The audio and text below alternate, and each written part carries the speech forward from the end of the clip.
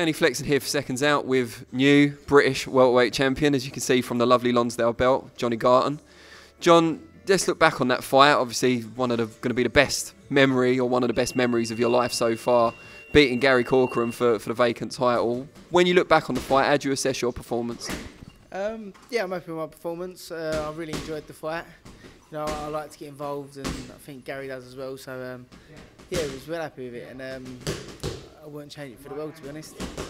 In the early rounds, he seemed to be pushing you back a bit. He was quite awkward. He's got very long arms, tying you up a little bit. Was that frustrating for you, or did you always feel like you were going to come on in the later rounds? No, we expected that. We knew, obviously, we know Gary, and that's how he fights. He's a bit rough and tough, and yeah, we expected that. And you look at all my fights, I always come on late on. So yeah, that was the plan. We expected him to be tough for early rounds and then get him late on. He's a big guy, very durable. Was the stoppage a bonus for you? Yeah, I didn't think I was going to stop him. I thought to stop him would be tough, I think. And obviously, only Jeff Horn and Liam Williams have stopped him both in the 11th as well. Yeah, so I was over the moon when the ref jumped in. Did you think it was a fair stoppage? He complained initially at the time, but I think looking back on it, he might have a different view now. What did you think of the stoppage? To be honest, at the time, I thought it was a bit early. And then when I watched it back, you actually see his body go limp. And yeah, I do agree with the stoppage, but at the time when it got stopped, I did think it was a bit early, but I weren't complaining. I was too busy cheering. Don't want to kind of put too much of a negative element on things, but I have to ask about the trouble that occurred in the crowd. Did that distract you at all? Were you aware of what was going on while you were in the fight? Not really. I think the trouble started at the end of the second when I was sitting in the corner. So obviously, when I was there, I had a quick look over, but then I just got on with it, really. I had my own business to take care of, and the only thing I could hear really was someone talking on the mic. And that was it, but I never looked up. It didn't really bother me. You know, I had someone trying to take my head off, so I was more focusing on that, really. I'm happy to hear that. I was thinking maybe if you had like friends or family in the crowd, you might have been a bit concerned. It'd take your mind off the fight a little bit, but.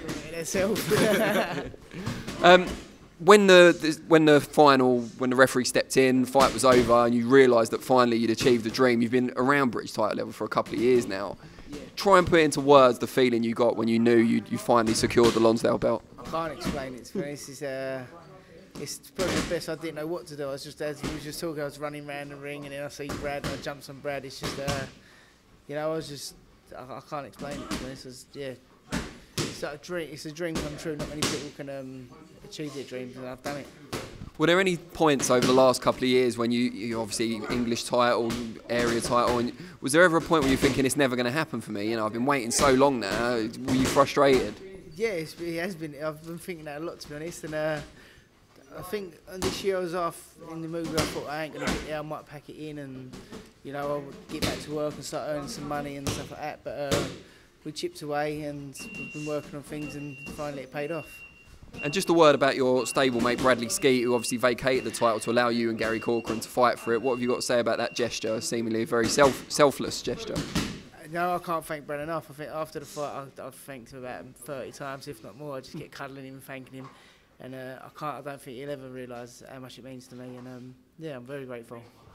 And where do you go now? Is this the time in your career where you can really start to not only, you know, define your legacy, but also to make the big money and start getting some big fights, big purses? Well, this is it now. I've got the belt, so everyone's going to want to fight me, and so I ain't going to be short of opponents now. So that's a touch. So I'm just, you know, get in touch with my manager and let's get it on. In your view, looking at the scene currently, who do you think are the leading contenders at the moment? Obviously got Paddy Gallagher, Samuka. There's a few people. Who's it who boxed the weekend who just won? Welterweight. Can't think of his name. Yeah, there's a few people floating around. Tony Dixon, is that his name? No, not. He won the Welsh title. Yeah, who's that? Yeah, Michael McKinson. Yeah, so there's a few people floating about. So you know, just take care as he comes. And how desperate are you to secure the British title? So you have to have 3 defences, one of which has to be a mandatory. So it's quite a long process, but for some fighters it's incredibly important to have that belt for keeps. Yeah, I'd love to keep the belt, but obviously if I was offered a bigger opportunity, I'd jump at the chance. But the main goal is to win it out right now. Well, we obviously wish you the very best of luck with that. Thank you.